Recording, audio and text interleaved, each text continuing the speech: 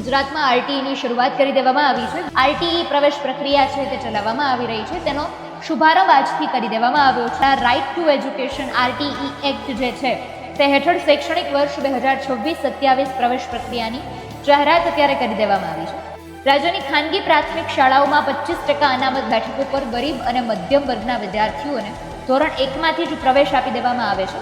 શનિવારથી તેનું ઓનલાઈન રજીસ્ટ્રેશનનો પ્રારંભ થઈ રહ્યો છે. વાલીઓ 17 એપ્રિલ સુધી જે એમનું પોર્ટલ છે સત્તાવાર, એમાં ફોર્મ ભરી શકશે. વાલીઓ માત્ર શાળા જ પસંદ કરી શકતા હતા, પરંતુ આ વખતે વાલીઓ પોતાની અનુકૂળતા મુજબ સવારની પાળી કે બપોરની પાળી એ પણ નક્કી કરી શકશે. નમસ્કાર, આપની સાથે હું આકાંક્ષા. તમે જોઈ રહ્યા છો ઓવર રાજકોટ. ગુજરાતમાં આરટીઈની શરૂઆત કરી દેવામાં આવી છે. ગુજરાતમાં આપણે જાણીએ છીએ કે ગરીબ અને મધ્યમ વર્ગના બાળકો માટે ખાનગી શાળાઓમાં તેમને શિક્ષણ મળી રહે તેના માટે મફત શિક્ષણ માટે આરટીઈ પ્રવેશ પ્રક્રિયા છે તે ચલાવવામાં આવી રહી છે. તેનો શુભારંભ આજથી કરી દેવામાં આવ્યો છે. આ વર્ષે તે પ્રક્રિયામાં કેટલાક મહત્વના ફેરફારો પણ કરવામાં આવ્યા છે. વાલીઓએ જાણવા ખૂબ જરૂરી છે. આ અંગેનો સંપૂર્ણ અહેવાલ આપણે આજના વિડીયોમાં જાણીશું કે શું ફેરફારો કરવામાં આવ્યા છે.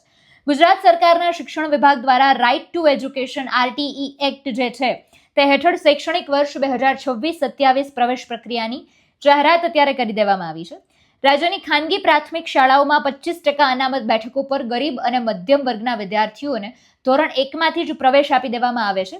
શનિવારથી તેનું ઓનલાઈન રજીસ્ટ્રેશનનો પ્રારંભ થઈ રહ્યો છે. વાલીઓ 17 એપ્રિલ સુધી જે એમનું પોર્ટલ છે સત્તાવાર, તેમાં ફોર્મ ભરી શકશે. ખાસ આપણે બેઠકોની વાત કરીએ તો ચાલુ વર્ષે આરટીઈ હેઠળની બેઠકોમાં ગત વર્ષની સરખામણીમાં ઘટાડો જોવા મળ્યો છે. બેઠકમાં ઘટાડો જોવા મળ્યો છે. આ ખૂબ ઇમ્પોર્ટન્ટ વાત છે. ગત વર્ષે 94,000 બેઠક હતી, આ વર્ષે 84,000 થઈ ગઈ છે. ગુજરાતી માધ્યમમાં 41,411 બેઠક છે. અંગ્રેજી માધ્યમમાં 40,262 બેઠક છે. હિન્દી માધ્યમમાં 2,235 બેઠક છે અને અન્ય માધ્યમમાં 320 બેઠક છે. ખાનગી શાળામાં ગયા વર્ષે પ્રવેશના 25% લેખે આ બેઠકોની ફાળવણી કરવામાં આવી હતી. આ વર્ષમાં એ જે ફેરફાર છે, પહેલા તો બેઠકની સંખ્યા ઘટી ગઈ છે, તેની સાથે શિફ્ટ પસંદગી કરવાની તક. અત્યાર સુધી શું થતું હતું કે વાલીઓ માત્ર શાળા જ પસંદ કરી શકતા હતા, પરંતુ આ વખતે વાલીઓ પોતાની અનુકૂળતા મુજબ સવારની પાળી કે બપોરની પાળી એ પણ નક્કી કરી શકશે.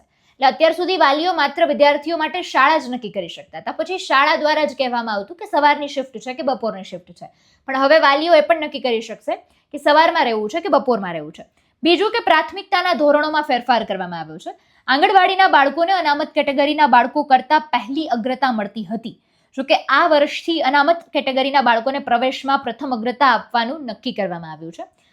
પ્રાથમિક શિક્ષણ નિયામકની કચેરીએ વાલીઓને અગાઉથી જ ડોક્યુમેન્ટ એકત્ર કરવા માટે પૂરતો સમય આપી દીધો છે. ઓનલાઈન ફોર્મ ભરતી વખતે શું અગત્યનું છે?